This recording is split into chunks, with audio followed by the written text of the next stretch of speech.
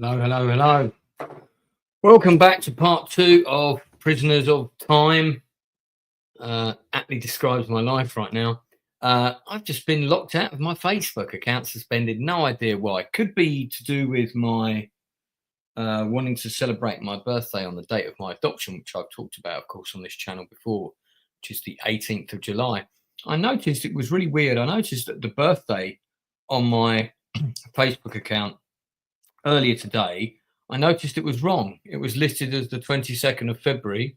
It's never been the 22nd of February, which suggested to me that someone had attempted to hack it.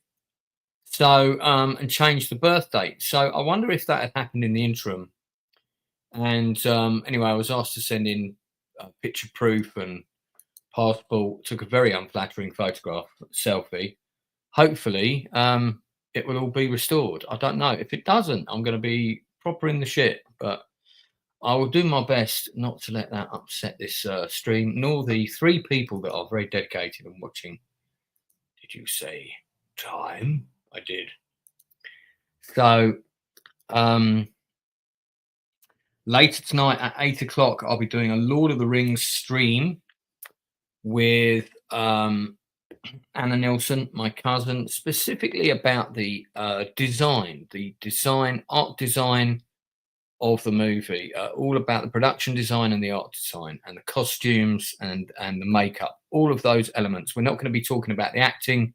We're not going to be talking about the story. We're not going to be talking about the cinematography. It'll be all about the other sort of creative design elements, and we're going to focus on 8 specific topics. That's going to be at 8 o'clock tonight, so that's in, well, not that long actually, 2.5 hours. So I'm going to try and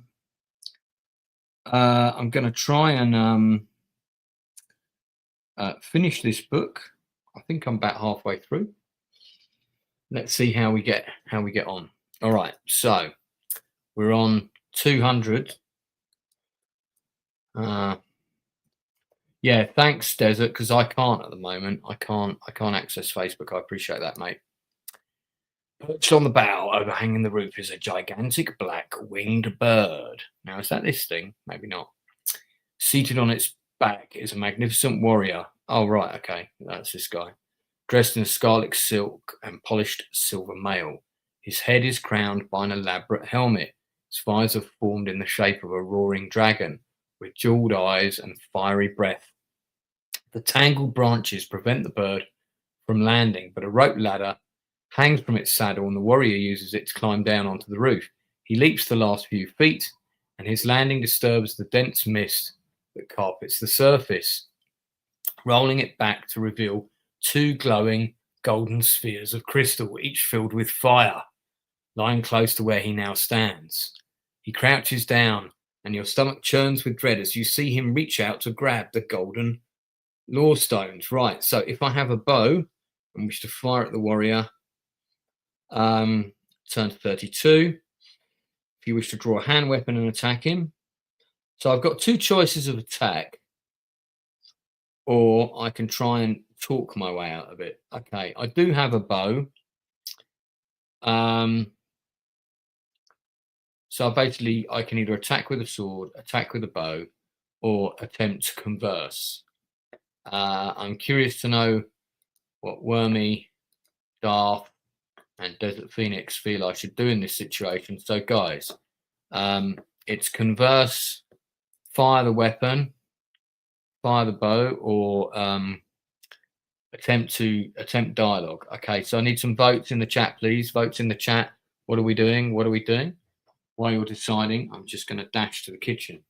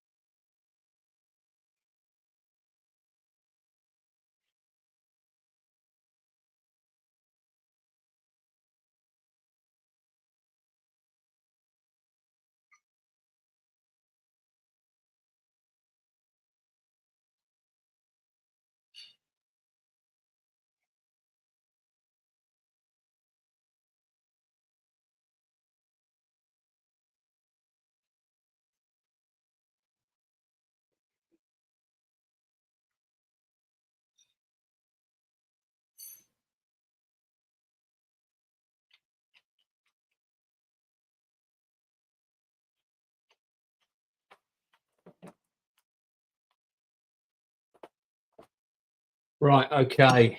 I am here.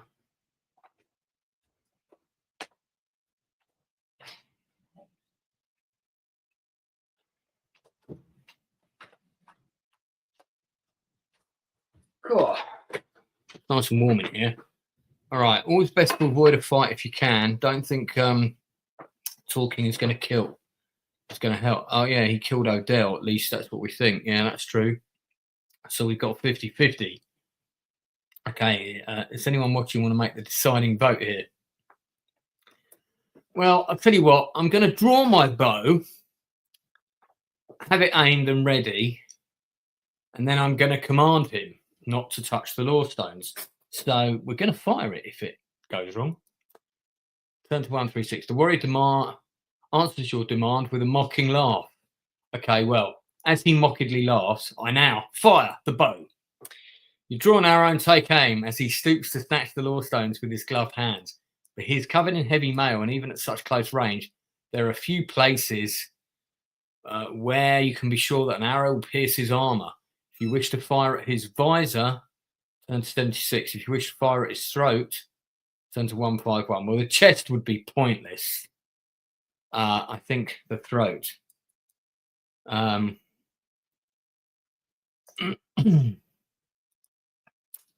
I think the throat. You aim for the weakest part of his armor. There you go.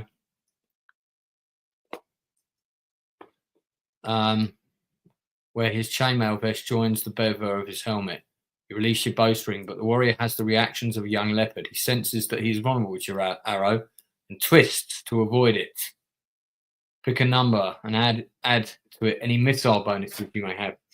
So I have a number of missile bonuses, which is why I chose this. So I have, we'll just put the character sheet up here for the benefit of the aim for the pancreas. Yeah. Unfortunately, Darth, that's not an option, funnily enough.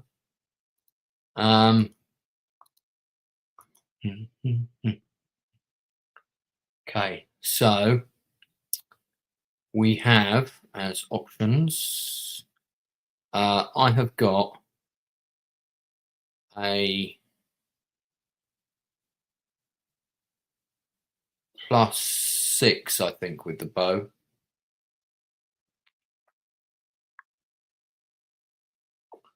So I've got +3 with it, but I've also got a funky bow, which gives me another +3. So I've got +6. All right, so let's roll the dice and see what happens. We want to get a 9. So we want to roll high. So let's get to the dice app. Here we go. This is a crucial die roll. 6 + 6 is 12, which is 9 or above. I will take that. Good. Turn to 17. Desperately, he tries to avoid your arrow, but it penetrates his armor and lodges in the side of his neck. He screams at the sudden pain and tears the offending shaft from his flesh, hurling it back at you contemptuously. Unfortunately for him, however, I put that poison on it. Such fortitude is impressive, but you can tell that he has suffered a serious wound. Feverishly, he scoops the law stones into a small velvet sack. You shoulder your bow in favour of a hand weapon as you run forward to prevent his escape. Okay, so we've gone 17 to 206. All right. Cursing vilely, he unsheaths a curved blade. Sword raises it to parry your first attack. You sense he's a formidable fighter, but his wound has left him greatly weakened. His attacks are slow and erratic, and you are determined to exploit your advantage to the full. Right, so he's got a combat skill of 25. And then, right, so ideally, I want to automatically kill him, which should be good. So let's see what happens. Let's see what I've got here. So, his combat skill is 25. Okay. My combat skill is plus that. I'm going to use a psi surge.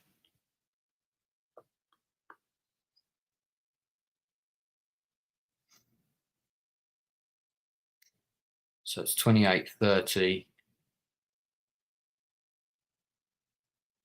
Plus the psi surge is 34. So I'm rolling on the 10 chart and above. Okay, cool. All right. Let's do this. Can you not see the dice on the bottom of this page? No, let me do that. Okay. So I'm gonna roll. We have rolled a 9. I'm pretty sure I have killed him. Because combat ratio of 10 or above, you roll a 9, that's a KO. He is dead. So, okay, I'm getting lucky on the die rolls here. So we go to 1, 2, 3. The warrior shrieks his death cry and falls backwards, his arms outstretched and his fingers coiling blindly in the air. By chance, they become tangled in the rope ladder, and his body is lifted into the air as the giant black bird takes to the sky. A wave of panic engulfs you. In desperation, you leap up, aim a bow at the small sack in an attempt to cut it loose. Your blow slices open the velvet, and one of the 2 lore stones tumbles into the graveyard below, coming to rest close to the door of the sepulchre. Angry and crestfallen, you watch as the bird and its precious cargo rises above the trees and listen helplessly as the muffled flap of its wings fades in the distance. Okay, so in that scenario, you've got one of them, right? Now, I bet if you do this damage,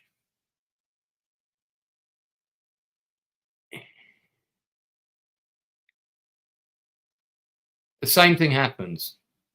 One of the lore stones falls out, and then he gets carried away. Right. Feels a bit, like there's nothing you could have done there that would have given you a different outcome. I mean, I accept that these games are linear. They are very linear, but they can feel overly linear sometimes. Peering over the parapet, you try to locate the lore stone, but it's impossible to see through the eerie blue carpet of grave mist. You're about to leave the roof when you hear a thrumming noise, like the sound of wild and discordant drumming. You peer in the direction of the noise and see a line of hulking shapes shambling towards the gaps in the perimeter wall. Instantly you recognize them. They are Agatha, the hideous creations of the Chaos Master. Spurned on by anger and fear, you race through the inner sanctum of the sepulchre and skid to a halt outside its great door. There, shrouded in mist, you discover the body of your guide, his chest torn open, blackened by a bolt of power that claimed his life. You kneel close to his sightless eyes and immediately sense that the lore stone is close at hand. Guided by your race towards the lore stone, but as you are running past the entrance to the crypt, you are set upon a pair of snarling chaos creatures. Okay, 68. Yes, the illusion of choice. That's kind of life all over, isn't it, really? Illusion of choice.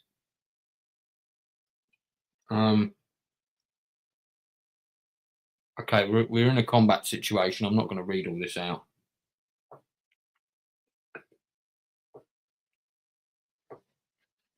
It's nothing to do with the fact that my mouth might be slightly full right now. I'm honestly not. I'm just having a bit of cheese and wine. Even warriors have got to eat.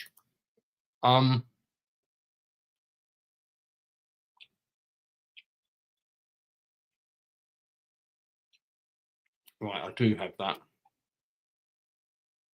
Okay, combat situation. Let's roll dice.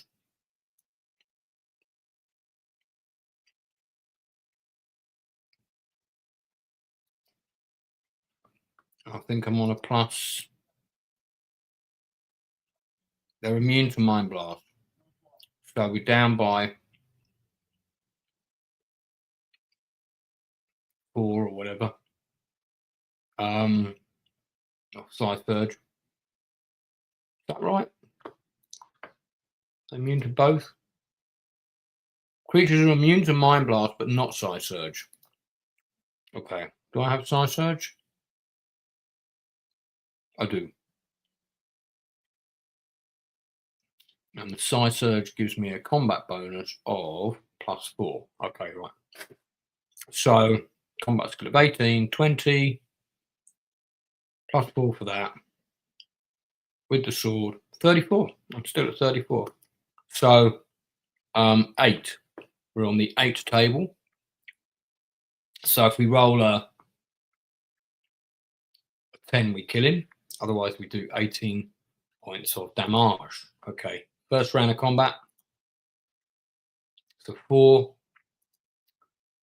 A 4 on that table is 10 points of damage to him, 2 points of damage to me. Okay, so just remember to damage someone because I'll total these up at the end. I'll total up the damage for the bad guy. So I've taken 2 damage. Right, so let's roll again. Second round of combat. Oh, 10. I've killed him. Nice. He's dead. So I took 2 off my endurance. So my endurance is currently 28. I think I'm going to do a curing stop, and then I'm also going to take some of those seed things. So we're going to 101. All right.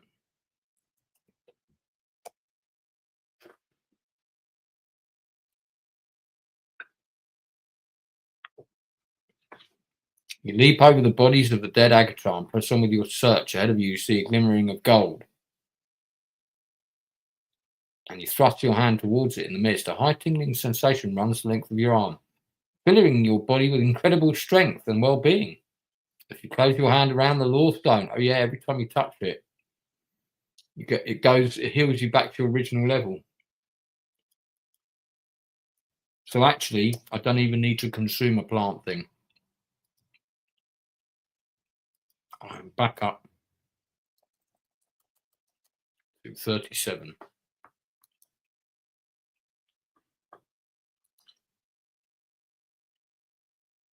Still locked out my Facebook. What a load of bollocks.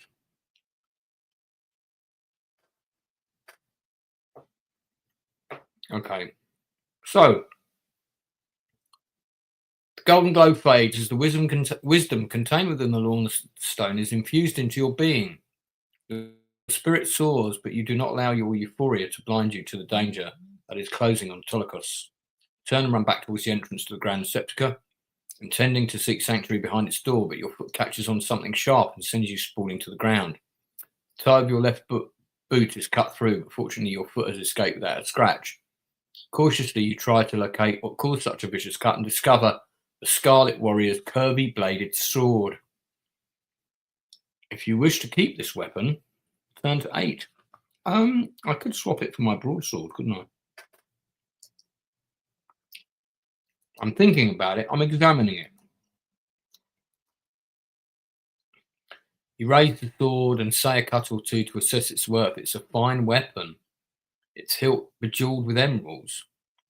Kirby blade is engraved with a spectacular fiery dragon. At once you recognise the design, and your hopes of retrieving the last law stone are revived. It is identical to the symbol that you first saw in the table of visions that marked the emblazoned the stone of the gate of Haggadar. I've got to go there anyway.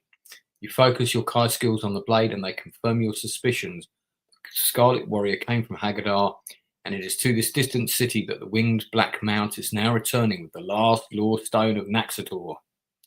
Okay.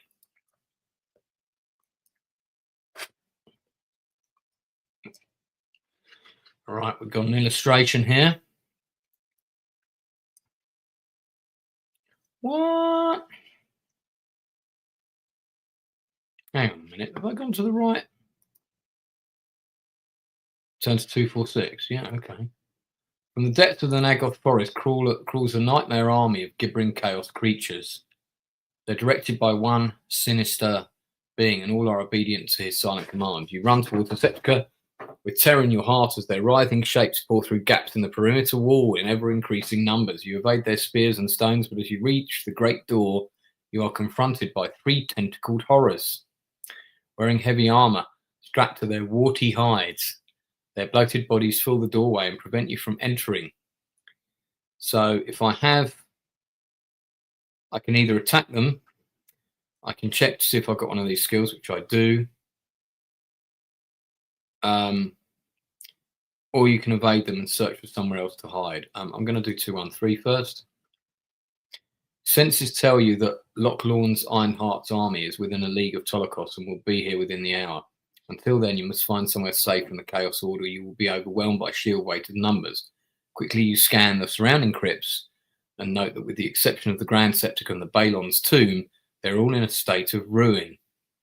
If you wish to attack the Chaos creatures that are blocking the entrance to the Grand Septica, turn to 298. If you wish to run to Balon's tomb and attempt to hide there, turn to 166. So what do you think, guys? Run to the tomb? Is there a gully? Can you form some sort of rudimentary lathe? So run to the tomb, or do we attack these creatures? I think probably we should run to the tomb. By the way, this is what my Facebook says at the moment. Look at this. Fucking bastards. Don't know what's going on there. Don't know what happened. So what do you reckon? What do you reckon? Go to the tomb. I think so.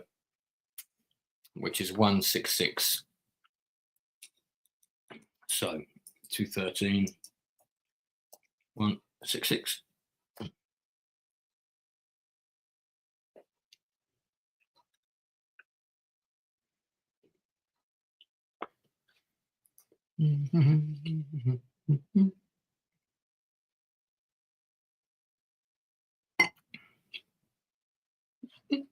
Can I fashion a trebuchet? Quite possibly. Your senses tell you that Lockhart, hang on, no, okay, sorry. I haven't clicked on the thing yet, right? There we go.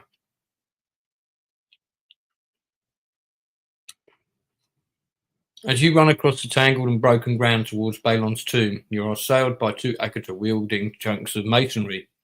Swiftly you dispatch them with two well-placed blows and reach the tomb unscathed. Oh, I didn't even need to fight them.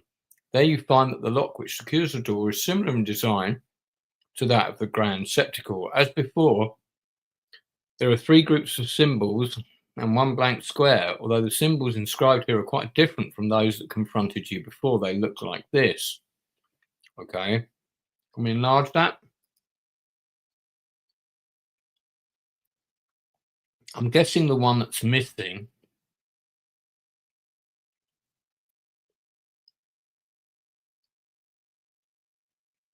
is going to have this here down the side.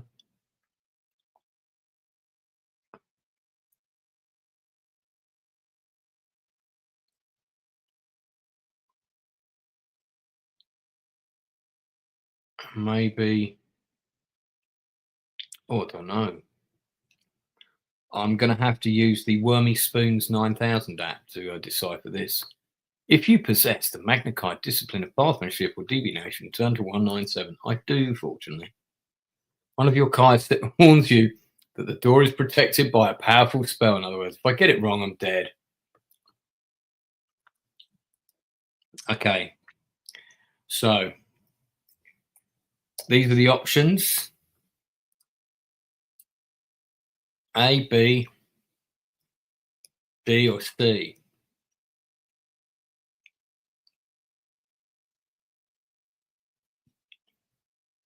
Shall we go back and look at the original? I think the lines at the one corner, they are some not already. Don't know what that means.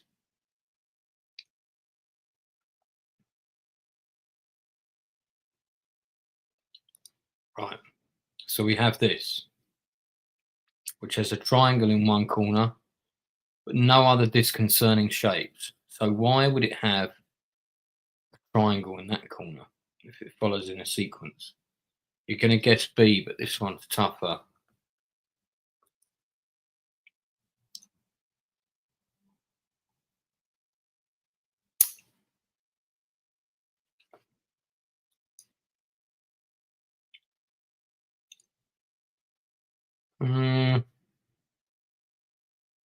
Yeah, I mean, I could see that it would have the line here and the line here.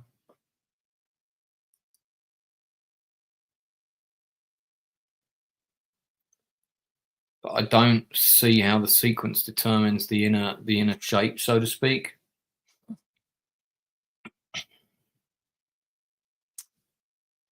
It's either A or B. Okay, thanks for that. That's good. It's either A or B. Oh wait, hang on. I have an idea.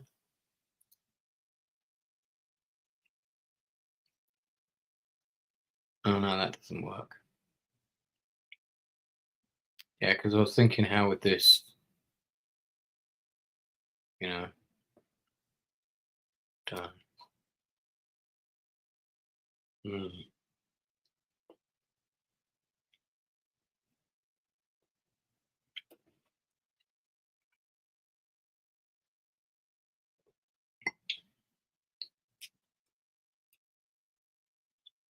Okay.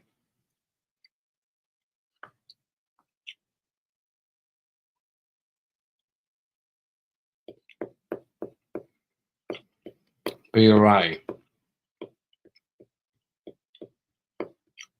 No one else is chiming in.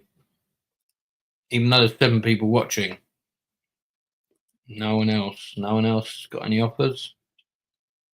Which is the next in sequence? So if this is, one of them's missing, which is the top right. In this illustration, which is the next one? I don't think it's this one. I think there's got to be a line up here.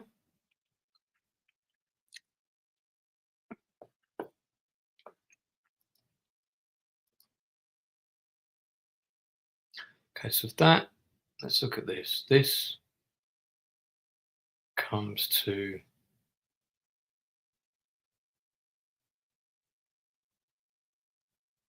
that. I'm just looking at, so with this one, you got that then moves to here. This then moves to opposite. Right. Yeah, it's a tough one. All right, let's have a quick look at B. Oh, look at that! I clicked on B and it worked. A loud click issues from the lock and the portal creaks open to reveal a long dark corridor. We quickly step inside, shut the heavy door to deny entry to the screaming horde of chaos creatures assembling outside. Tubes of green glass set into niches in the wall cast a faint glow, by which you can see your way to the chamber and the heart of the tomb. Here lies the remains of Balon, ancient ruler of Melador, encased in a sarcophagus of gleaming, gem-studded silver. To the rear of the chamber, you notice a stair that ascends to the ceiling, where, like the Grand Sepulchre, there's a circular portal that gives access to the roof. If you wish to search the chamber, go to 154. If you wish to investigate the sarcophagus, turn to 66. Or you can go up on the roof and spy on the advancing horde. Now, I'm going to suggest that going up on the roof is a bad idea, because they've got big sort of octopus tentacle things. They could easily climb up onto the building. If they suddenly realise I'm there, that's a bad idea. Should we just search the chamber for a bit? Feels like that's what we should do. Search the chamber.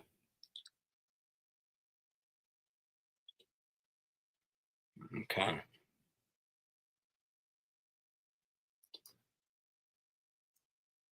Chamber is filled with tapestries and furnishings, but there's little else.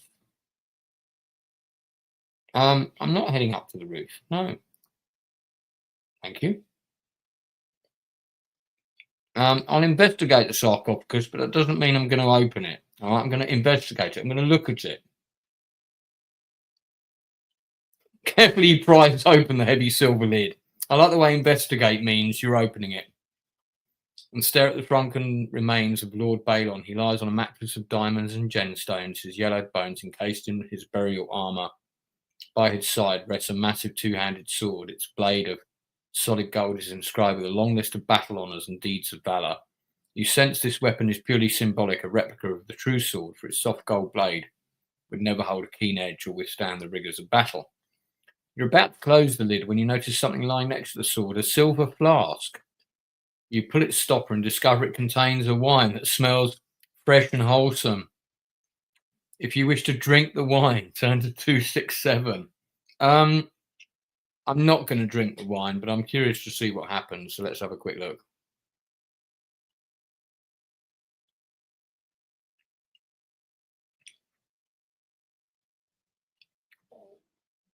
Oh, it's a healing wine. And each one, all right, but I said I'm not going to drink it, so I don't know that, so I'm not taking it. Yeah. Drink the dead man's wine. Okay. I close the sarcophagus. And now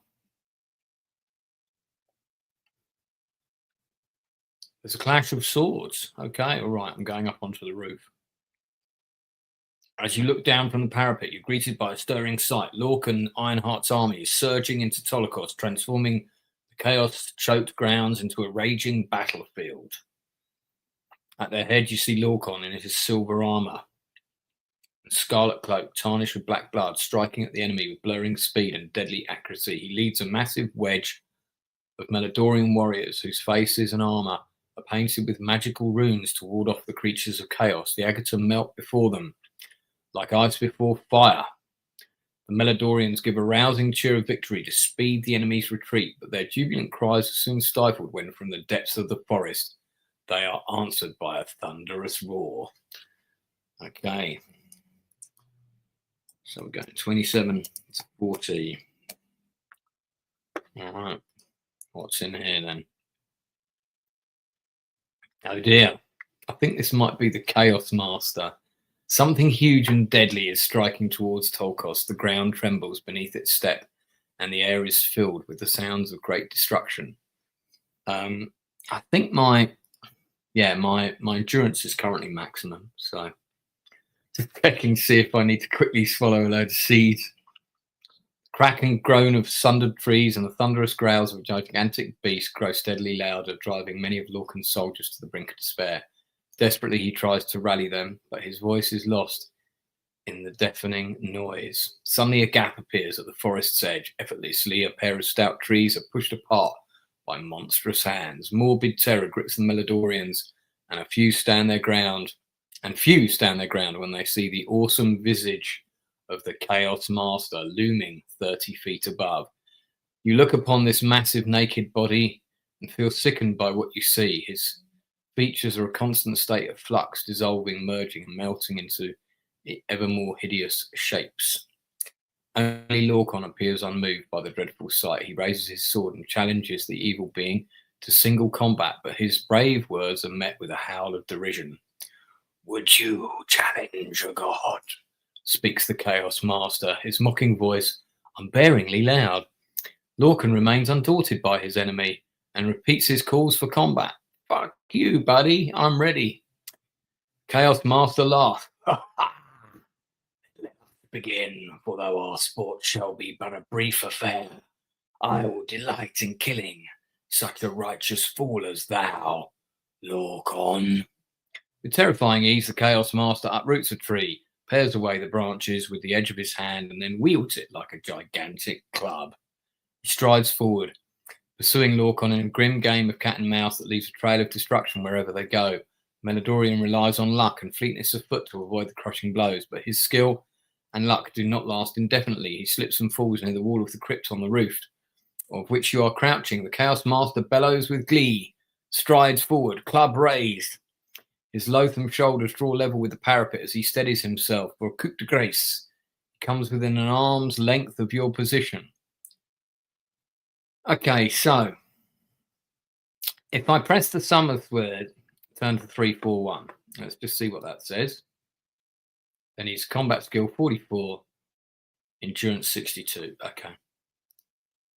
If I press the Ironheart Broadsword, turn to 204. Combat skill 38, endurance 54. Okay.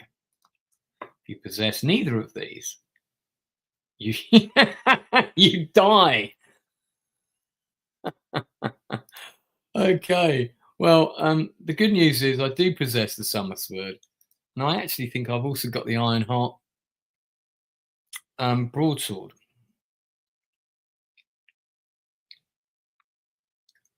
So now, let me just see what my maximum combat skill can be. This thing is immune to what?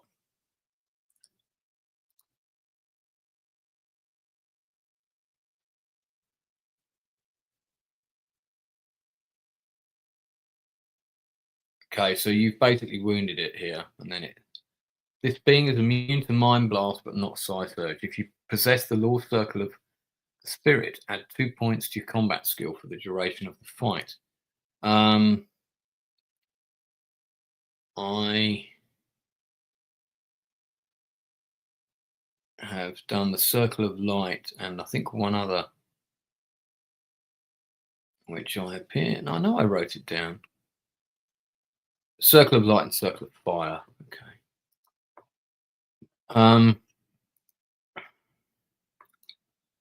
Right, so we're going to go with this one. He's got a lot of endurance here.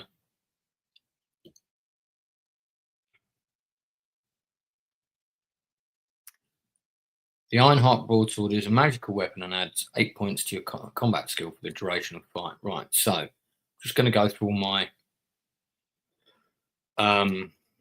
potential things here.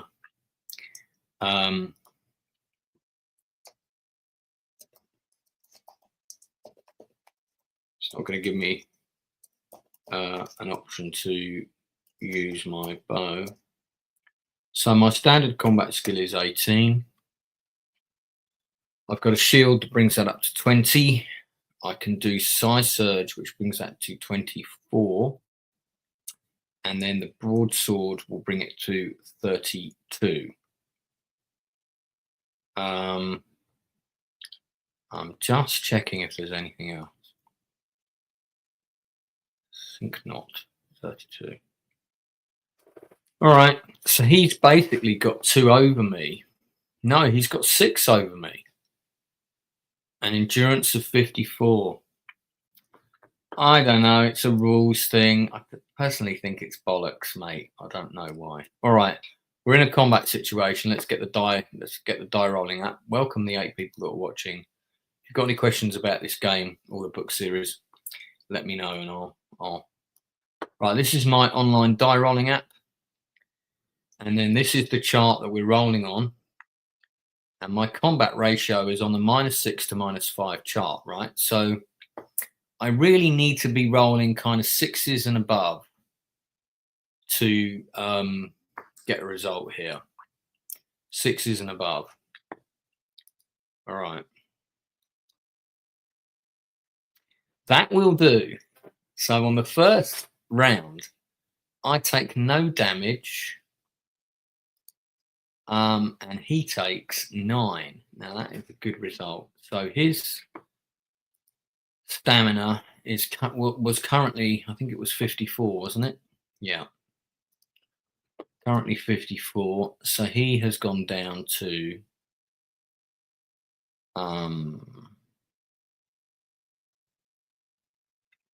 he's gone down to 44, and I'm still at 37.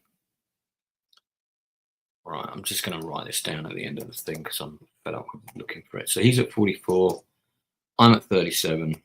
We're going into round 2 of combat. Now, if I can get another high roll, then yeah, man, bear, chicken, pig. That's who he is. Let's try and see. Okay, here we go. Fuck. That's not good. That's he takes 1 point of damage, and I take 6. So I'm now on 31. He is on 43.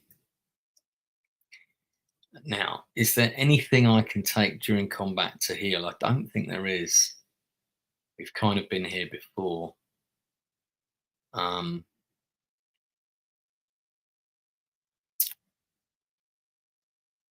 Yeah.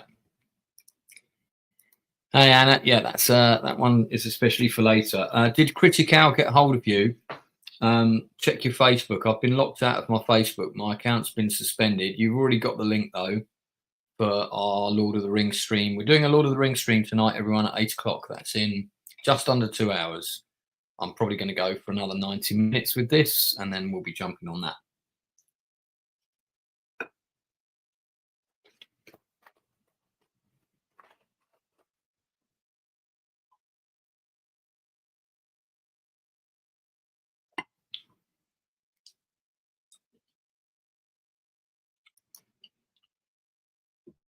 Yeah, I do have that, but I'm not sure that I can drink that like between fights. So I've also got that poison, the nasty poison stuff. But the Ketu spore pods.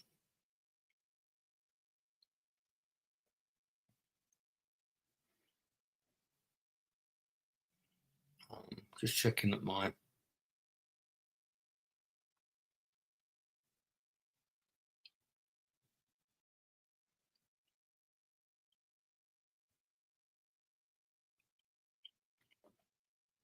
yeah, I don't know what's going on there, but thank you. We'll talk more about it on the stream. All right. So, round 3 of combat.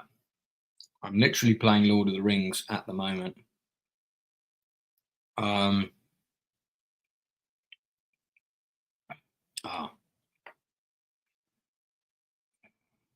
Okay. Berkeley. Wow. No wonder you're so posh.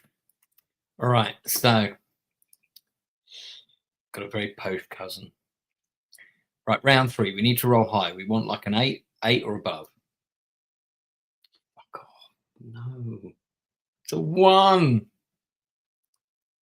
That means I've taken 6 damage and he's taken none.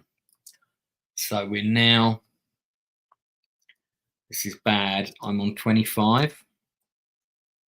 He is still on 43. I need some high rolls here. Come on. I started off great with a 10. No, another 1. Joking. Oh, hang on. I've got something I can do, and I can do a re-roll. Yeah, there's something I can do in combat where I can do I can get a re-roll, and it costs me an endurance point, and I can do it. I think I can do it like twice. I'm also going to check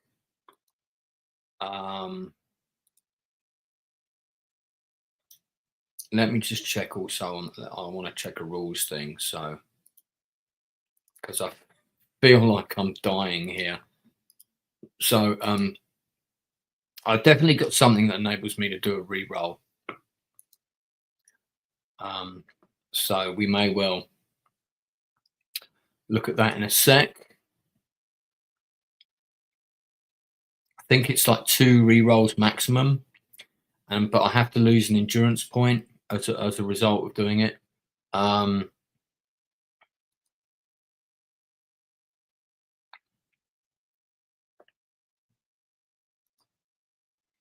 Right, so I'm just gonna we're just gonna skip forward here. Sorry for the delay.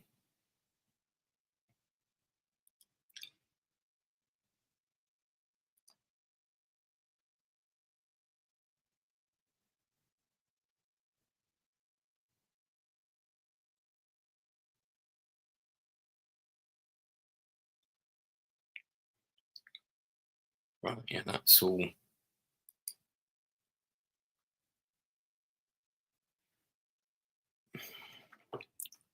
I've mastered all 10 of the basic ones. Yep. I know about the weapon mastery stuff. Right, this is the curing thing. I've already got curing, which heals you 1 point every time you go through now. That doesn't help me. I think it might be sized green.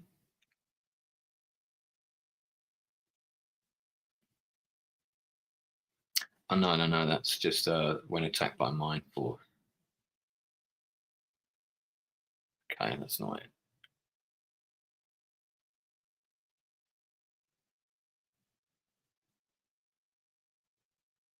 Yeah. I might have to eat some of those. I might have to eat some of those grape things.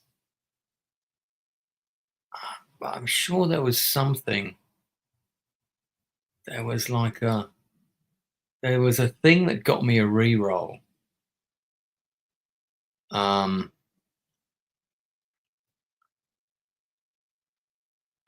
We might have to just check on the. Let's just see on the rules for combat.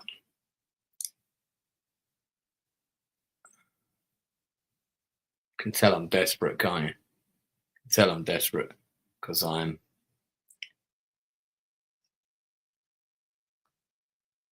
Yeah.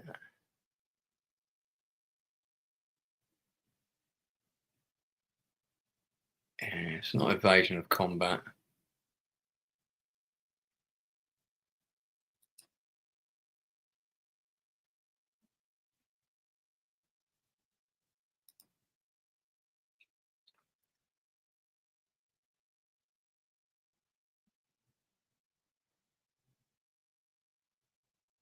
Oh.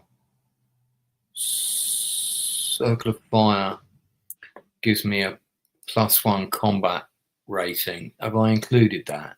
I'm not sure that I have. Although that wouldn't have helped me on those.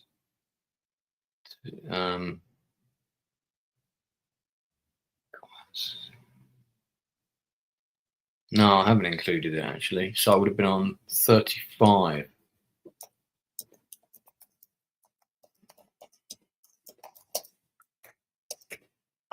And he's on Circle of Fire +1. Right, sorry, I bet this is very boring because we've kind of got bogged down in some rules minutiae here.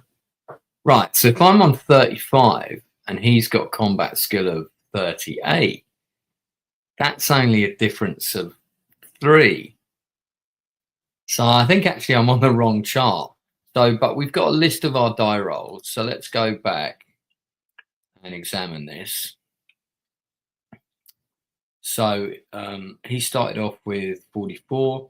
I started off with 37. So, and then the die rolls were 10, 2, 1, and 1. So the 10 on the -4, yeah, I was rolling on the wrong chart.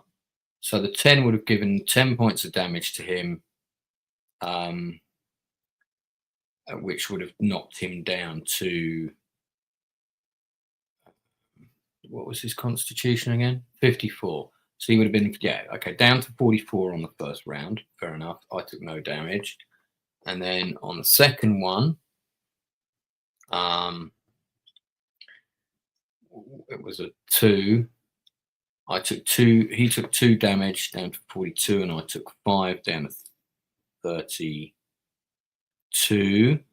So slightly different, not a massive difference. Slightly different. And then it was 2 1s in a row, which meant he still takes damage, but I took 6 twice. So I took a total of 12, which takes me down to 20.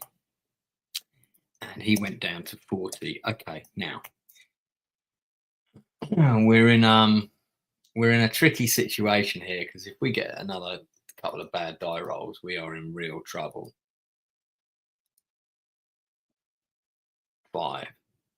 Okay. That's all right. It's not great, but see, he took slightly more damage than I did. He's now down to 35. I'm down to 16.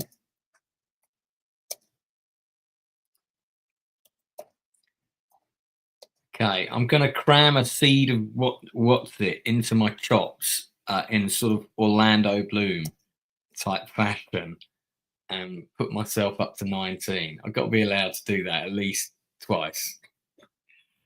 And I'm sticking with that. So that means my seeds of doodah have gone down to, I've got loads of them, gone down to 98. I only got 98 of those left. All right, okay. Die roll. Here we go. Come on, come on, come on. Fuck off. I've had 3 ones. What are the chances?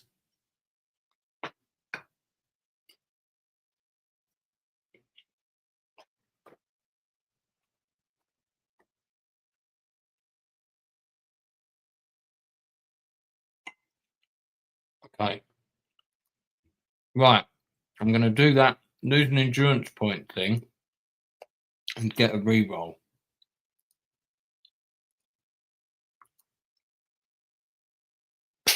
Ten is more like it. He takes 10 points of damage. I take none. We're now on 25-18. All right. All right. In with a chance. 8. I'm liking 8. 8 is good. He takes 8 points of damage. I take 1. So I'm now on 17. And he's now on 17. Even Stevens. I'm going to quickly take a seed and put myself up to 20. All right, that's the maximum healing seed things I'm going to allow in this battle. So that takes me to 97. All right, here we go. Let's roll the dice again. 9. Also a good roll. I take no damage. He takes 9 points of damage. So, so he is down to 8. Okay. Come on, let's keep it up. Let's keep it up. Another hack and slash. 5. That's all right. That's all right. That's all right. That means he's taken 5 points of damage. I've taken 4. So I'm down to 16. He's down to 3. Okay, I reckon one more round of combat should do it. Yep, he is dead. He is dead. I'm down to 12. Right, I'm pretty badly injured here. So, if you win the combat, turn to 308.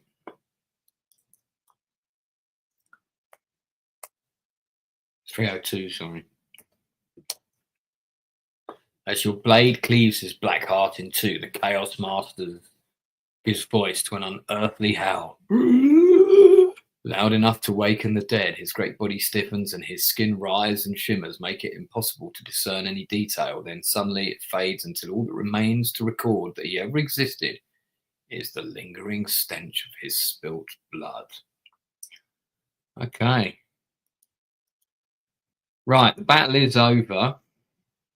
I get 1 stamina back because that's a chapter without combat, so that takes it up to 13. I will also eat another seed, which will take it up to 16. I'm going to assume max 1 of those per section. Lorcan and the Meldorian troops are overjoyed to have witnessed the spectacular defeat of the Chaos Master. "We owe you more than our lives, Nonian," says Lorcan with his strange blue eyes and a slightly different accent from yesterday, which I can't remember which one I did. "Your great deed has saved our realm and put an end to the plague of chaos that would have corrupted us all. We are forever in your debt." As he shakes your hand, he notices the blade with which you dispatched the Chaos Master. "It is a good omen for my clan that the sword you used to banish the evil was once forged by my ancestors. I'm doubly proud that it served you well. But it now must return to the grand sepulchre, for such is our law. It is with some reluctance that you return the Ironheart broadsword to its rightful steward. For never before have you wielded as fine a sword as this." Well, I don't know. I had the summer sword, didn't I? So, just saying. Okay, is that actually out? Let me know. Yeah, I'll do all the sound effects on here. That's wicked. Right, 173. Okay, so I've lost the super sword. I mean, I had a broadsword. I don't know if it was that one, but let's not quibble. Let's not quibble over such details. Lorcorn orders that word of the victory be sent immediately to his people and commands that the celebration be held in your honour. But the urgency of your quest prompts you to forego the festivities and begin your journey to Hagar at once. Lorcan understands you need to make haste and offers to help you by assigning another scout to guide you through the Nagoth to the plain of Gukor. If you wish to accept Lorcan's offer of help, turn to page 5. If you wish to continue your quest alone, well, the last scout was good, wasn't it? I mean, this one could be a wrong one, but I think we're a stranger in these lands. It would be foolish. Okay, your new scout's name is Arky. Arky, a wiry Melodian with steel grey hair and a lean, scraggy face. He's an expert woodsman. The journey to the edge of the plain of Gukor takes nearly 100 hours, during which time you're able to conserve your food by living off the land. In fact, it's so bountiful that you manage to gather surplus food for the equivalent of 3 meals. I will keep those, thank you. All right, so 100 hours. Okay, we're going to say that during that time, I will have eaten 10 seeds and restored my stamina back to 37. So I'm going to take 10 of the healing seeds off my thing, the buds of Sonara. Okay, got 85 of them left. And I've got an abundance of meals now. Pick a number from the random number table. Share your meal with Arkham, bid him farewell. You do not need to erase a meal from your action chart. Then you check your equipment and consult your map before setting off with some trepidation across the barren plain of Gukor. Okay, so this is the map. Oh, I see. Yeah, we're going across the plains here. We've got to go through something called the Neverness, and then we're into Sandite Wasteland and Haggadar. Okay. Pick a number from the random number table. All right, let's roll a dice.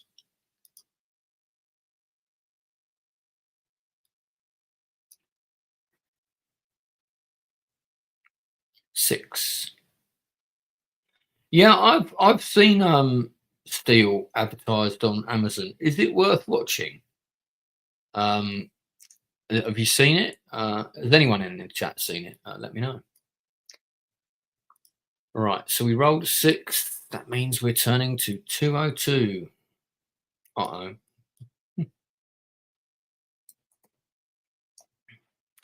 Plains of Gukor stretch to the cloudy horizon. It's a drear panorama, a land once rich and fertile, murdered by the curse of chaos. Okay. Shortly after your second stop to rest, you hear a sound to your far right. A tiny speck in the grey sky grows steadily larger until you're able to discern its shape. Cold chill runs down your spine when you recognise its dragon-like features. It is a Zenga, the scourge of Gukor. If you wish to try and hide from the beast, turn to 157. If you wish to stand your ground and await its arrival, I'm standing my ground, man. Isn't that a law in Florida? So, yeah. Well, I have to say I'm inclined towards hiding.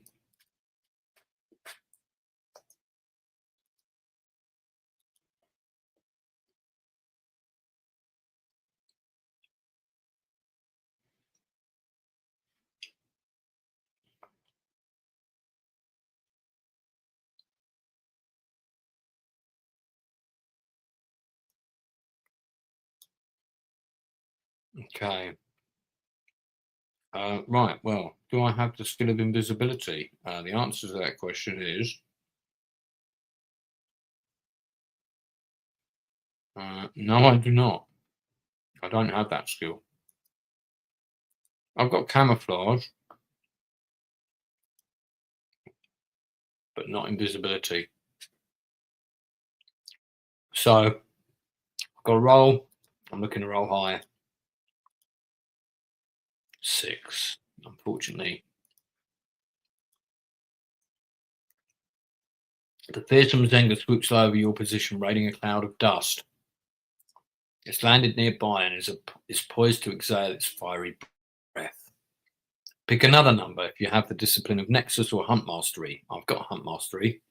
Add 4 to the number you've picked. All right, so again, we want to roll high. Fuck's sake.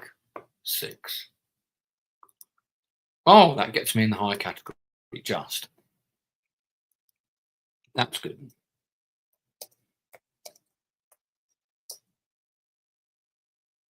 Desperately, you dive aside to avoid the searing gout of smoky yellow flame that pours from the Zenga's mouth. Your lightning reaction saves you from a roasting.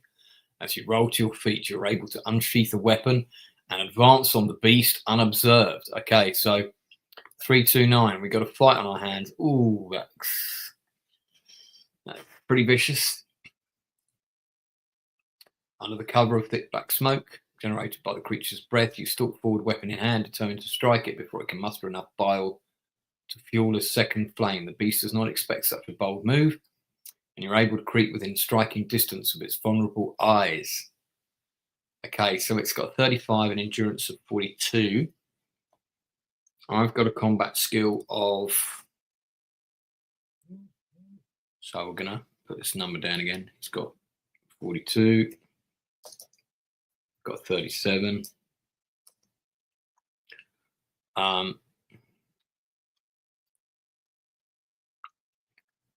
My phone just pinged.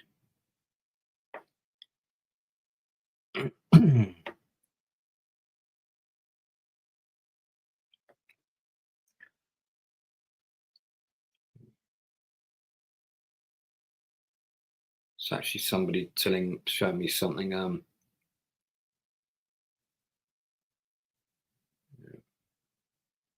Somebody showing me something on Facebook, and I'm like, well, apart from the fact I don't use my phone, all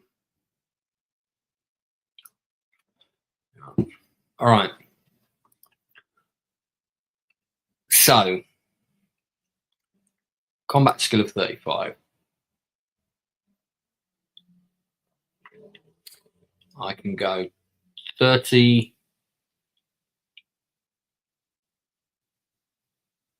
31. If I use the size surge, I can equal it.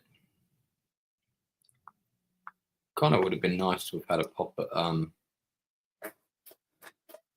it with my bow and arrow first, but okay. All right, so first round, we're on the equal chart. I roll a 2. I have a feeling that's not good. 4 points of damage each. Okay. The dragon can certainly afford to take more than me. He's now on 38. I'm now on 33.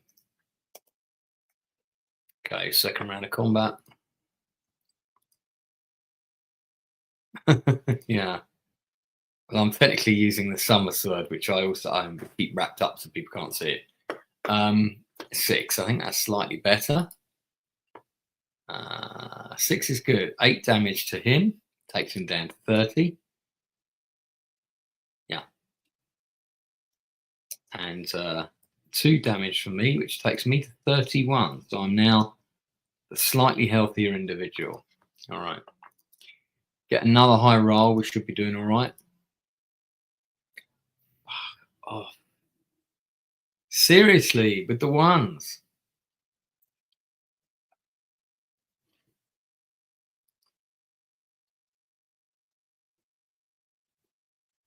He takes 3. Knocks him down to 27. I take 5, knocks me down to 26. It's neck and neck here.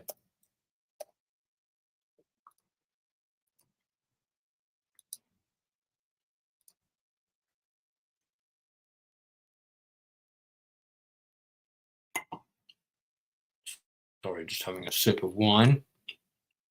That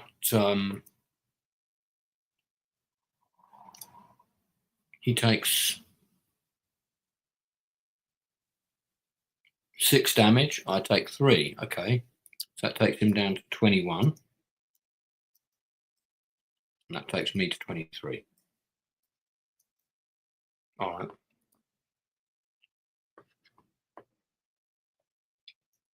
Next round. Fuck off with these low rolls. What's going on? That's 4 each. That takes him to 17. And that takes me to 19. So this is really neck and neck, this one. We're going to play this out. We're going to play this out correctly. No naughty rule tweaking involved. Why did I say that? Because I've now rolled a 1. Okay, so that's 3 and 5. So I'm now down to 14. Actually, he's also down to 14. So we're now neck and neck, literally. Now, if I can just roll a 10 on this one. 7, I'll take it. He loses 9, I lose 1. So I'm on 13. And he's on 5. All right.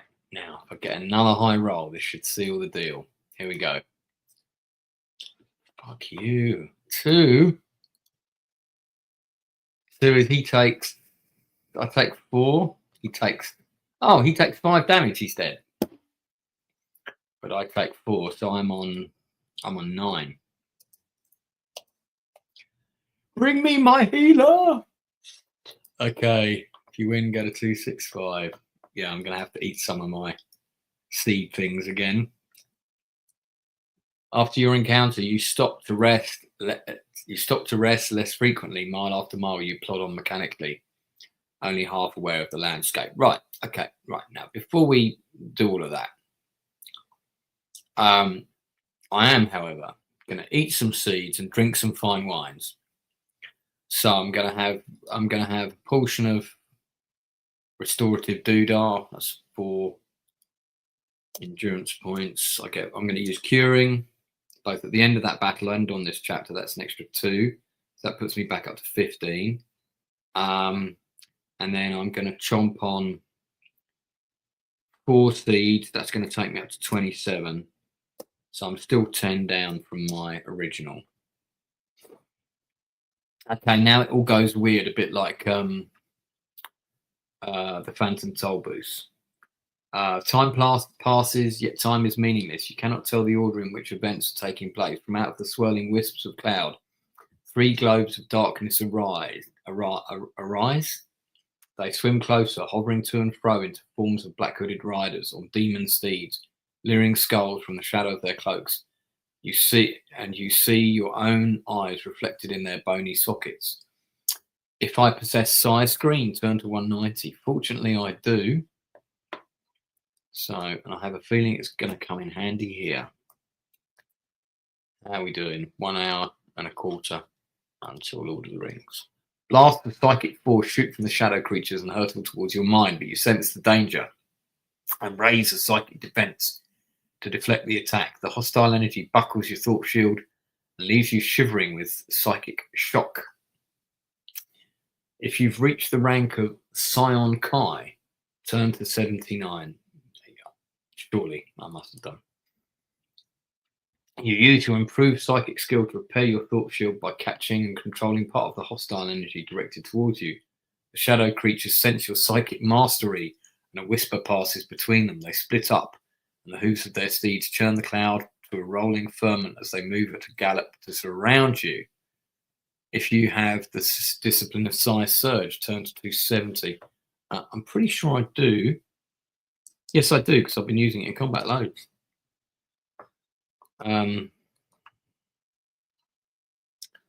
You focus your energy on the approaching shadows and prepare to engage them in psychic combat. I'm going to chomp another seed quickly before we... So that puts me up to 30 at least. Okay, Shadow Reavers, combat skill 25, endurance 40. Okay, so I'm on the +9 chart, which is pretty good. Oh, hang on. Weapon skill bonuses cannot be used to increase your basic combat skill. Instead, for every magnified discipline you possess over and above the first 3, you can add 1. Also, you can, if you possess the psychic ring or the grey crystal ring, you can add a further 3.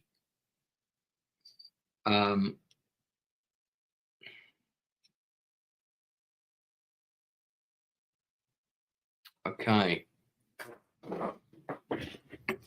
Wow. Okay. So basically, this is a battle. This is like scanners. We're trying to make each other's brains explode. Shit. All right. So my combat skill then is not +9. It is going to be 18.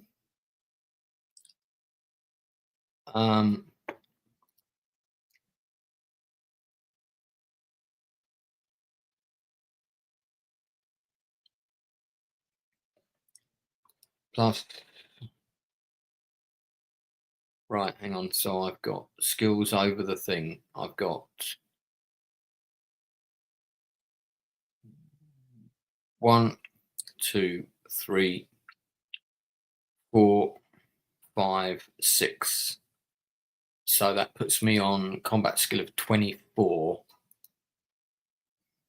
And then if I use Psi Surge, am I doing that or am I not? Hold on. If you possess Psi Surge, okay, 270. So I'm assuming I am. So basically I'm on the +3 chart. All right. So which is the 3, 4 here. So that's pretty dicey, but let's roll. Let's get the first round of combat in. A 4. Okay, that is 8 points of damage to them, 2 to me. That takes me down to 28. And they are at, what was their endurance? Anyone? Bueller? Anyone? 40. What did they take again, damage-wise? They took 8. So they're down to 32. Okay, that's not too bad. Difference of 4 between us. Let's get some good rolls in. I said good rolls, dice. Good rolls. Thank you. That's better than a 1. It was nearly a 1 then. Eating seeds. Yeah, indeed. All right, so that was a 6, wasn't it? 6 is 10 points of damage to them, 2 to me. So I am down to 26. And they are down to 22. All right.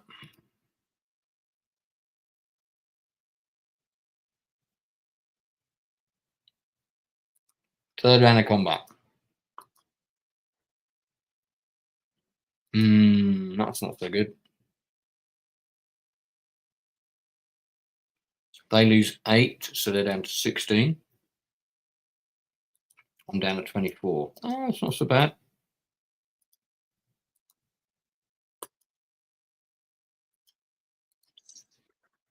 Oh, let's cancel that. I accidentally rolled 2 dice. Not 9. 9 is 14 damage to them. Nothing to me. So that puts them on 2. This last round of combat should clinch it. 4. Yeah, they're dead. They are dead. And I lost 2 points. So I'm down 22.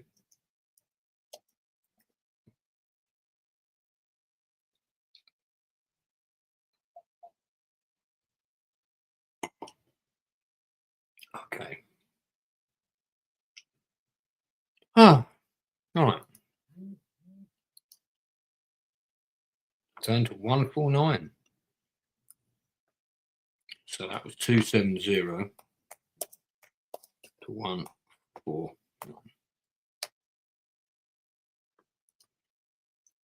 Oh, I forgot to see if I had the psychic ring or the grey crystal. I've got the silver star pendant. That's not the same thing, is it? No. I did have the psychic ring. I should have had 3 above that. I would have. Oh, so okay.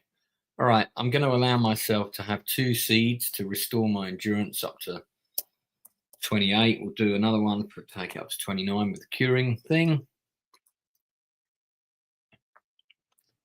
I'm going to knock off a couple of the seeds. So I've still got 83 buds of Thanara. With a haunting scream, the evil shadow fades and dissolves into the swirling clouds. A local wind whistles into your ears, carrying the mournful sound of a tolling bell. And the center of the cloud, a ray of golden light pulses like a heartbeat in time to the chime of the bell. It draws you towards it. You cannot resist. It's cool. Right, let's see.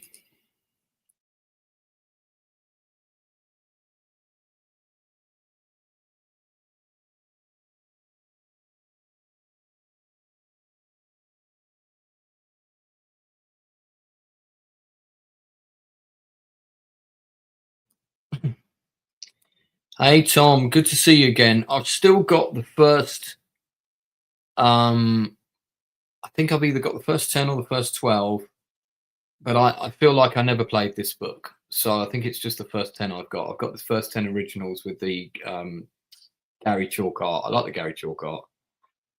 And yeah, I knew Joe as well. I played a war game at a friend of Joe Deaver's house. I think that guy has also passed away now, sadly. A guy called John. He had like a massive war games room and war game collection. I have to say, so far, this is my least favourite book. I think because I'm sort of on this existential plane, the map isn't quite the same. I mean, it's all right, but it feels very linear compared to some of the others where I feel like I had more choices to go to different places. This does feel very linear. Slowly the clouds separate. I should probably write that down, shouldn't I? Number 160. Feel like I'm missing out some of the numbers here anyway. Slowly the clouds separate. A tall tower of glistening white stone looms before you. A globe of golden light hangs suspended in the midair above its conical roof, pulsating with heat and radiating power like a tiny newborn sun. Its comforting warmth draws you towards an open portal at the side of the tower. Beyond it, you see a dark tunnel that descends towards a speck of misty yellow light. I have 2 law circles. Circle of light and circle of fire. So unfortunately, I don't have the one that they're asking for, which is annoying. But there we are. So I'm going to 106, I guess. Yeah, Shadow of the Sand I really like. The early books are really good, and the rewrite of the first book is fantastic. And 106, not 160, and then 209.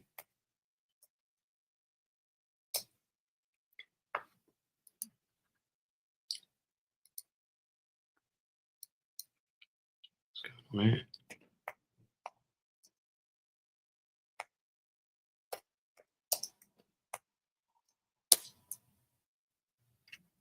No. Okay.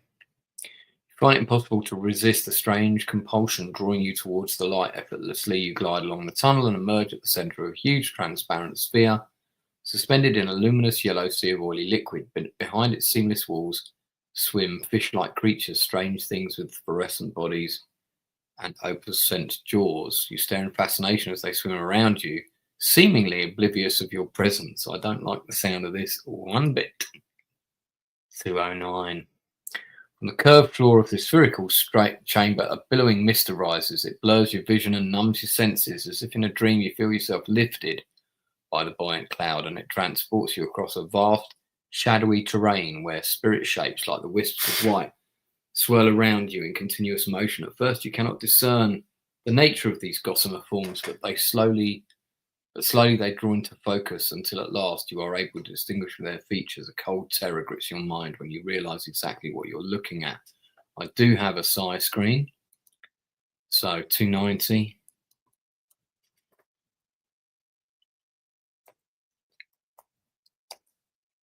Oh, I've been through 3 sections, so that's another 3 points cured. So I'm back up to 32. I'm going to chuck a seed in mid-gob as well. That's going to take me 35. Okay. Tell you what, I'm getting through them seeds pretty quickly. The ghostly form possesses the face of every enemy you've ever slain. They twist and contort beneath your gaze, and their empty eyes burn with cold blue flames as they return your stare. Frantically, you draw on your psychic reserves and succeed in shielding your mind from the shock of this haunting confrontation. Turn to 175. Ghost dissolves into mists, and a strange serenity soothes your tortured mind. New forms are taking shape now. They fill the scope of your vision with memories of events that occurred long ago.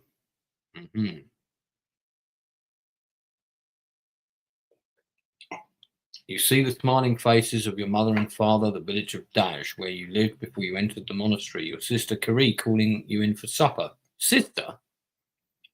And the sad memory of your brother Jen, who gave his life to save yours on your 6th birthday when he slipped and fell into the River Tor. With amazement, you watch as the patchwork parade of recollection continues to unfold, and slowly a realization of their meaning crystallizes in your mind. These people and events have all played their part in shaping your destiny. Okay. That's kind of cool. I quite like that bit.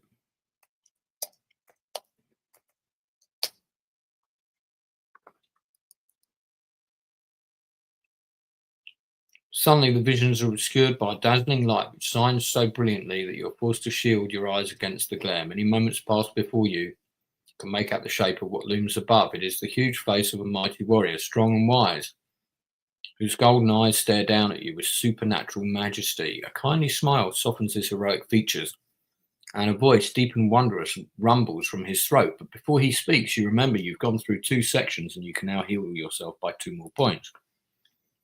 So I will. That takes me to 37, my original hit point score. All right. Done.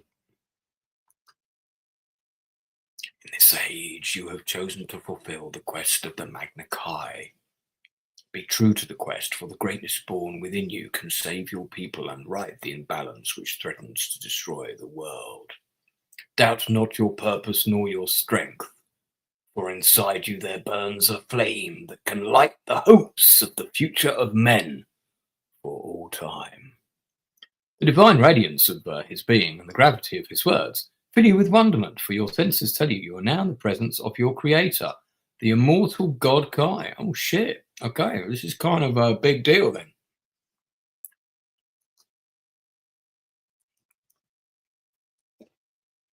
Very cool.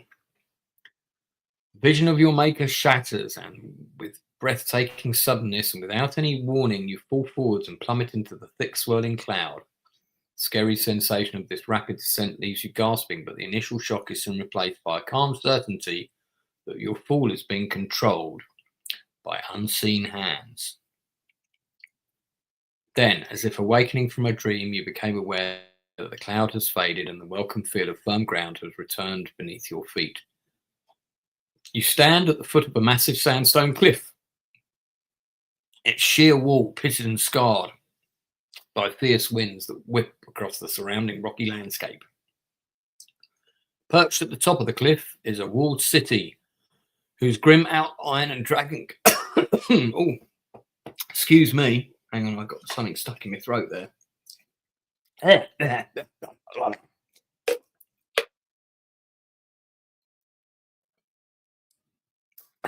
We try that again. You stand at the foot of a massive sandstone cliff, its sheer wall pitted and scarred by fierce winds that whip across the surrounding rocky landscape. Perched at the top of the cliff is a walled city whose grim outline and dragon gate you recognise immediately. It is Haggadar, the forgotten city of the Sandai. You stare up at the stronghold, pondering the near impossible climb to its gate, and try to suppress your mounting fears. Nearby, you see a stinking stream of foul water. You follow it to its source and discover it pours from a grill set into the cliff wall. It must be a sewage channel that services the city above. If you wish to attempt to enter the city via the sewers, 140. If you want to try to climb the sheer wind-swept cliff to the city gate. Wormy Spoons is voting for the poop hole. Anna, what do you reckon? Climb up the cliff? Well, yeah, that's exactly what happened. Climb up the cliff or enter via the sewers. Anyone else in chat? Chip in. Axels, if you're still here. You mean the power's inside you all along? See, it's not a new thing. No, it's not. Yes, Gary Chalk was indeed an incredible artist, Tom. I think I met him once, but I'm reaching for the details. But then I've got a big part of my memory that I can't remember, but I do feel like I met him somewhere. So we shall see. Getting a lot of alerts on my phone. Let me just check. Is that? I thought that would be Facebook telling me all as well. Sadly not. All right. Anna also votes for sewers. If you climb, a dragon's going to come out and get you. Yeah. Feels like the sewer's the best route. But do I tweak the nose of terror? No, let's do the sewers. All right. All right, 140.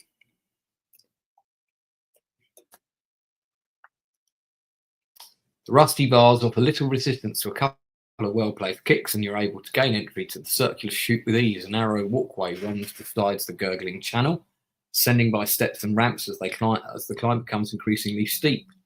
Dark stone walls are beaded with moisture and smeared with patches of luminous fungi, which keep the sewer bathed in an eerie green half-light. At length, you reach a landing where a smaller channel joins the main flow. As you pass it and set foot on the stairs beyond, you hear a sound like the rustling of leather on stone. You sense that something is hungry and advancing along the tunnel towards you. Now, I do have animal control, I think. Let me just check, but I'm pretty sure I've got that skill set. Yes, I do, number 15.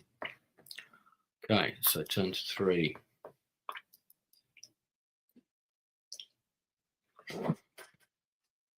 Using your Kai skill, you command the sinister reptilian to halt and return to its lair. Immediately, the rustle of its scaly body ceases. It's losing interest and can no longer detect your scent. Oh, wow. That literally was animal control.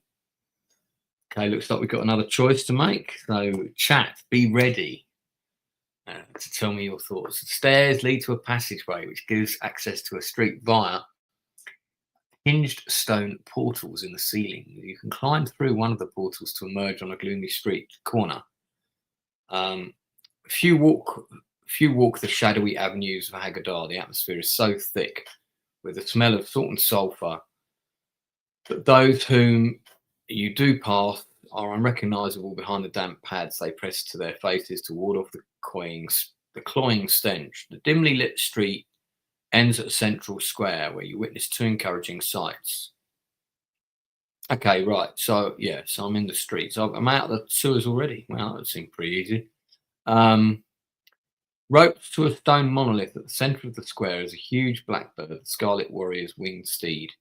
Behind it, rising the flat-topped tiers, is the Temple of the Sandai. 2 armour-clad creatures stand guard at the entrance, their rusty helmets crudely adapted to hold their facepads into position. You sense that the Law Stone is here within the temple. You scan every inch of it, hoping to find an unguarded entrance. There's no doors, but there's a circular chimney that protrudes from the middle of the highest tier.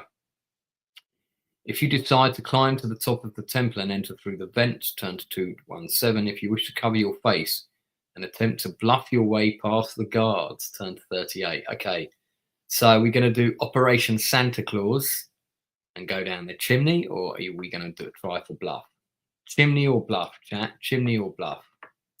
What are you voting for? Let me know. Chimney or bluff?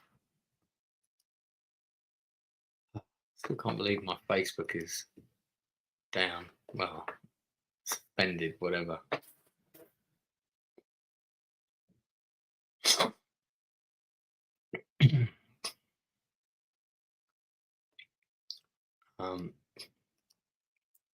I'm gonna try and get in there again. No, my appeal is still being resolved. Okay, so I still can't get into Facebook.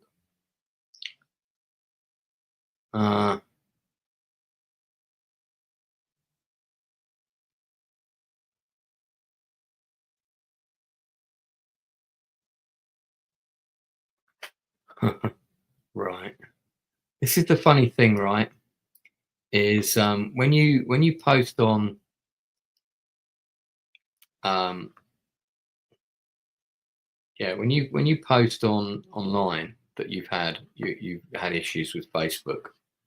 A common scam, right, is that then what you get, someone posts and says, oh yeah,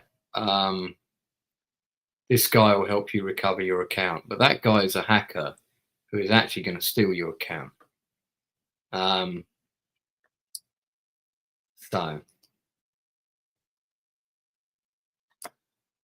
So actually what I'm going to do is I'm just going to block. I'm not even going to comment. I'm just going to block this person who recommended that, even though they're a hot black girl, which they're definitely not, because their name's actually Zach McKnight. So, I mean, you might want to think that through a little bit.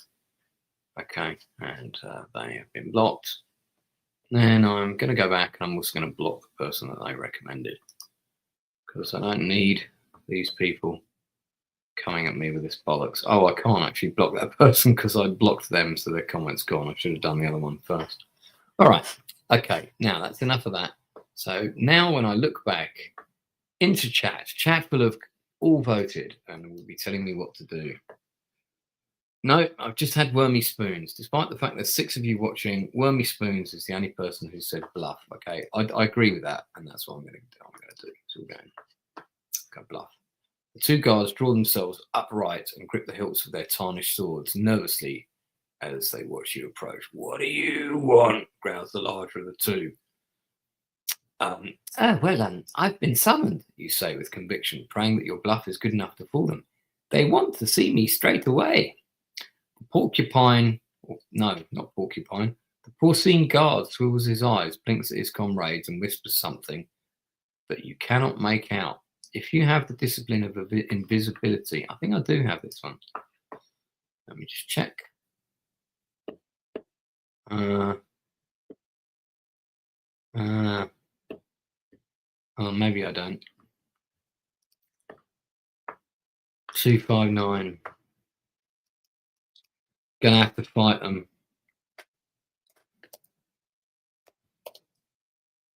I blame the rest of you because you should have participated. Then you could have told me to go down the chimney. Instead, I have to listen to Wormy Spoons' suggestions. Suddenly the guards spring into action. Your bluff has not deceived them. They're determined to catch you dead or alive. Okay, I'm going to kill them. You watch this. I'm going to kill them on the first roll. And we are going to roll a 10. Watch this. Fuck you, bastard. Okay, I'm not going to kill them on the first roll. But I have done damage. 9 to 3. Okay. Second roll. 8.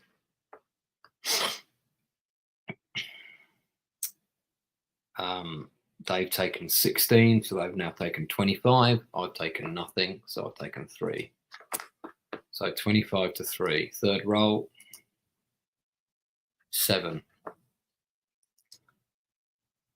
They have taken 14 points of damage, so that's now 39.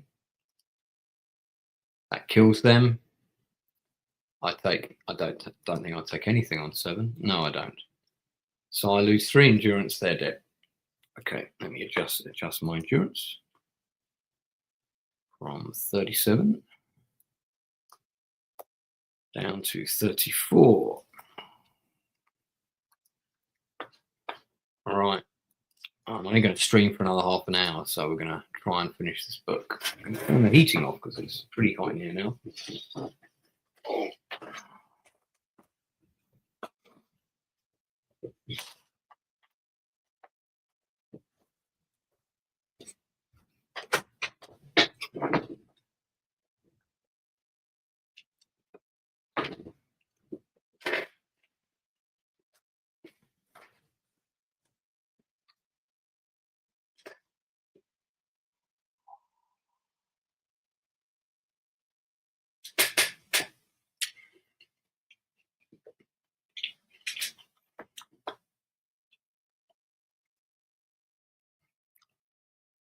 $195.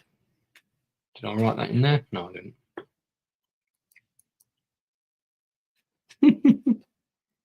Well, maybe, Wormy, maybe. Maybe. Quickly you enter and follow a corridor that sweeps away into a smooth curving arc, a line of doors, each one painted with a symbol of a writhing serpent. Oh, remember there's going to be a snake thing. Marches past on either side. The doors are invariably closed. Their heavy iron bolts are locked in position. You ignore them and hurry on towards a distant staircase, where it's here that you sense that the power of the last law stone is at its strongest. You're right. I'm going to do some curing. So my endurance is going to go back up to 35, and then I'm going to eat a seed, which takes it back up to 37. So I'm now down to 81 buds of Sonara.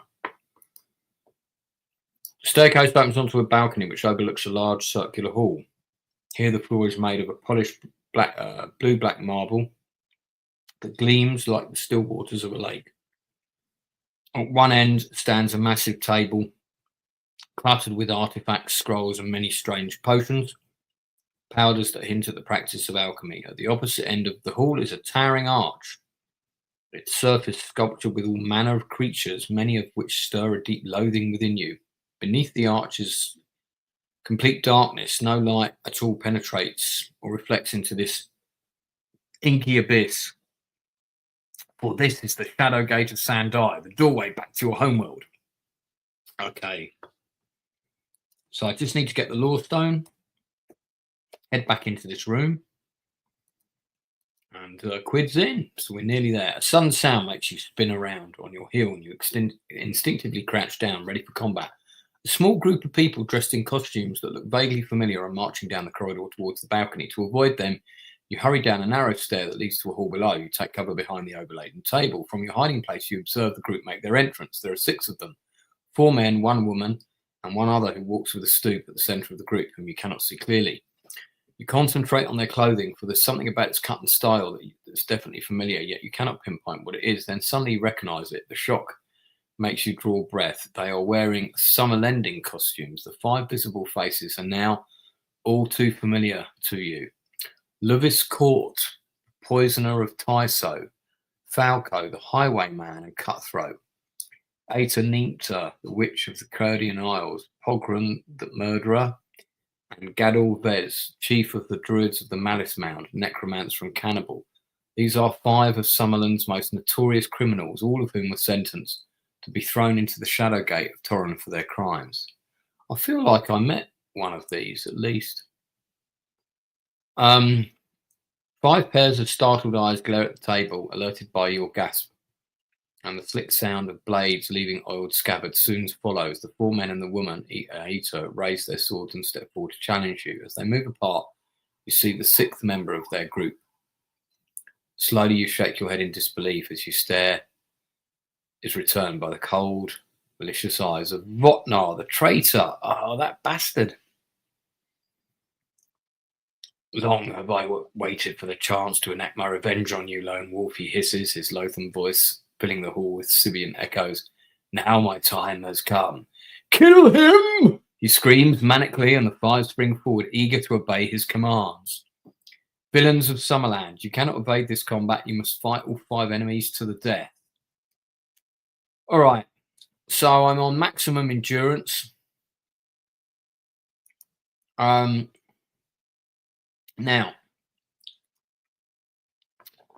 I'm going to take umbrage with something here. I reckon I can get at least one shot off from my bow.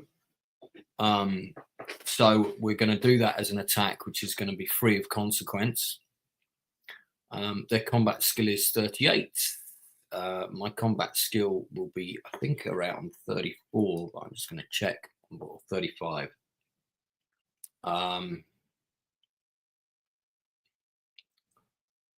So let's see.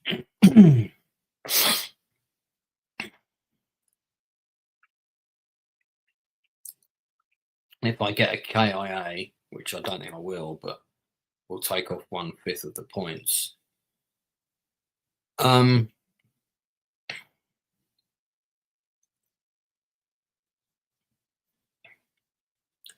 So my current is 18, 20, 30, 34, 35.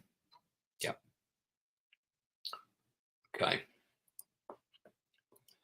All right. So we're on the 3 to 4. Yeah, they've got 4 above me. No, 3 above me. So that's the 3 to 4 chart. Okay. All right. So we're on this chart. Sorry, we're on the -4 to 3 chart. That's the one. Okay, let's roll the dice. We're going to do my free bow shot first. It's a 3. So that is going to do 3 damage to one of them. It's inconsequential to me. So that takes their endurance down to 43. And now we're into hand-to-hand combat. Now, you might think I'm making that up, but there has been a circumstance where I was able to do that before. And we're in a big fucking room, okay? And if I want to draw my bow and have it ready before they actually get their swords out of their scabbard, I think I should get a bow shot. Okay, so we're now into standard combat. They've got a better combat skill than I have, and they have got 6 points more endurance than I currently have. So we need a couple of high rolls from the very beginning to set us on the right path here. Is that a 6 or is that a 4? 6. Okay, so they take 6, I lose 3. So they're down to 37. I'm down to 34. Okay. We need like some sword fighting sound effects to go with this. Ching, ching, ching, ching, ching. Da, da, da, da, da, da, da, da. Like the sword and the sorcerer, you know. That'd be good.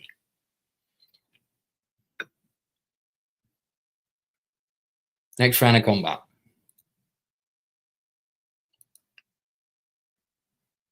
Oh, come on, man.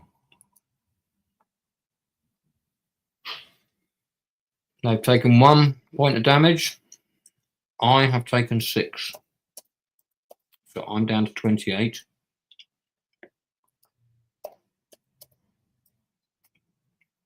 They're down to 36.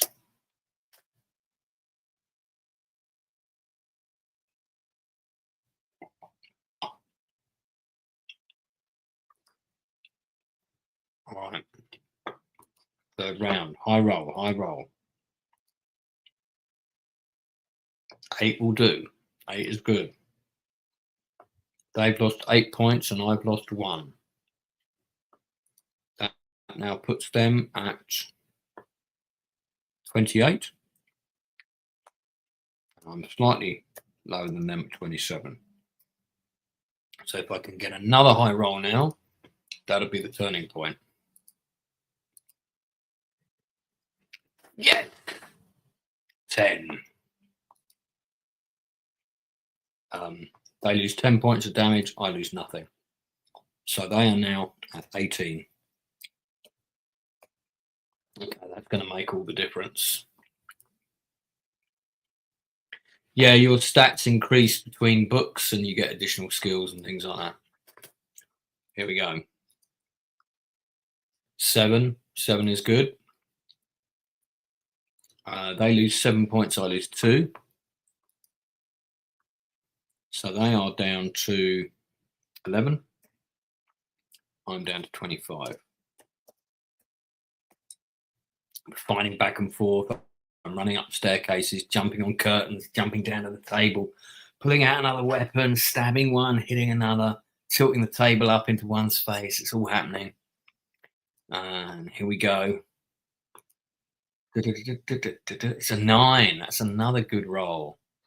That is 9 points of damage to them. Nothing to me. That puts them on 2 only. The next die roll should determine the fate of this battle. And yet they are dead. So I lost on that one. I lost 3 points. Okay, so I'm pretty badly injured. I'm down to 22. Might be time to eat some more seeds. At last, your enemies fall dead at your feet. The traitor vents a shrill cry of terror and scurries like a bloated spider towards the shadow gate. In his hand, he clutches a abandoned leaden box, and as he runs, he works feverishly at the lock. Suddenly, the lid springs back, and your senses burn as the power of the last lawstone is uncovered. You sprint towards him, determined to stop him from entering the gate. He squeezes with fear as he turns to face you. His hand raised, a ring of blue fire pulsating from his finger. He screams a curse, and a jet of cold fire lances your chest and slams you to the floor. You lose 5 endurance. As you stagger to your feet, the traitor runs forward to finish you with another blast. You dive aside, and the blast tears open the floor. Before he can launch another, you leap forward and attack. Okay, so my endurance went down to 17. Fuck.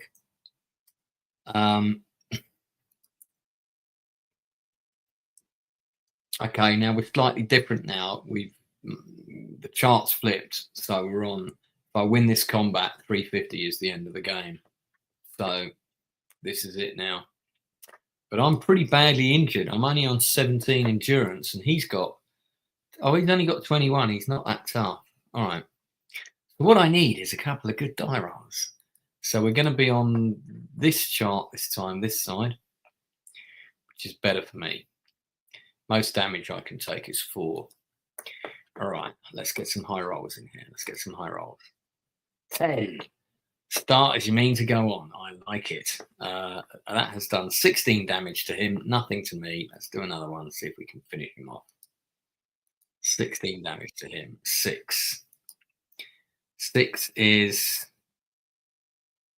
10 damage. He's taken 26. He's dead. I've taken 2. I'm down to 15. I think we're at the end of the game, people. And that is really well timed. Vonatar lies dead on the black marble floor, his torn body oozing a blood that is thin and vile like poisonous venom. You roll his corpse aside and take up the lawstone in your trembling hands. Instantly, an overwhelming wave of power is transfused into your being. You feel lifted in mind of body, so in other words, I'm healed, to a level of consciousness that transcends your mortal frame. You surrender to its power, and under its guidance, you are drawn inexorably towards the arch of the shadow gate. Willingly, you step into the darkness and begin your triumphant return to the world where you were born. Your quest has succeeded, for the essence of the remaining 2 lawstones is now one with your body and spirit. But the final struggle has yet to be won, for the power of your mortal enemies, the Dark Lords of Helgad, has waxed and grown strong during your time in the Dazanan.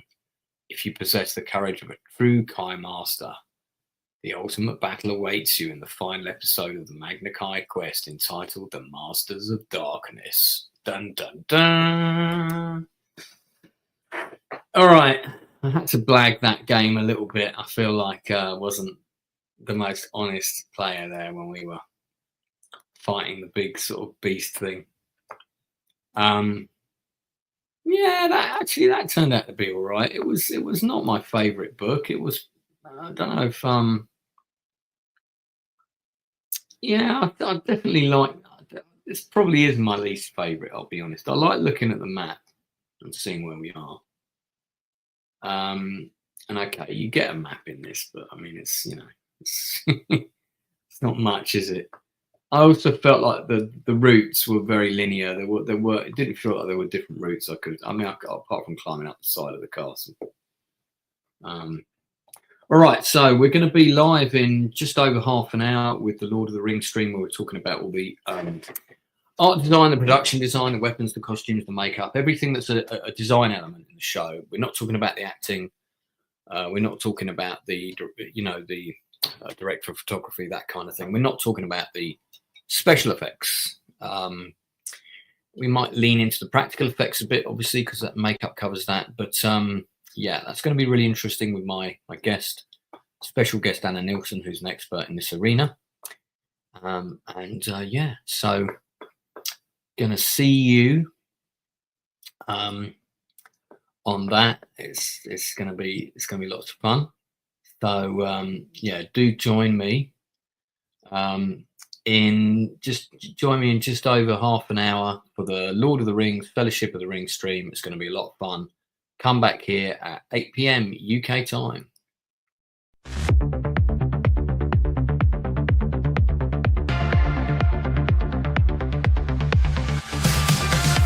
Come hang out with Lance at the Outcast Creative, where all the misfits and dreamers get innovative. It's film, TV, and theater in the mix. Industry interviews, where ideas get their fix. He's creative, we're creative. How about you? Share your passion, join the crew.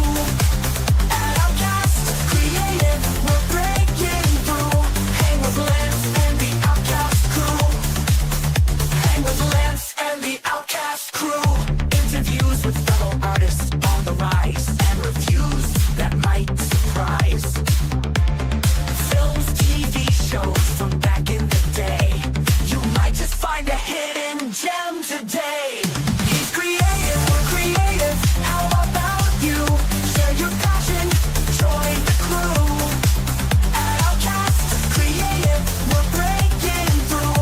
Hang with Lance and the Outcast crew. Hang with Lance and the Outcast crew. Filmmakers, comic book creators, stand up proud. Actors, musicians, board game designers, be loud. At Outcast Creative, amazing's the word. He even interviewed the legend, Galen Hurd. He's creative, we're creative. How about you? Share your passion, join the crew. At Outcast Creative, we're breaking through. Hang with Lance and the Outcast crew. Hang with Lance and the Outcast crew. So come along, take a chance, join the Outcast, hang with Lance. Bring your vision, your art, your flair. At Outcast Creative, there's always room to share.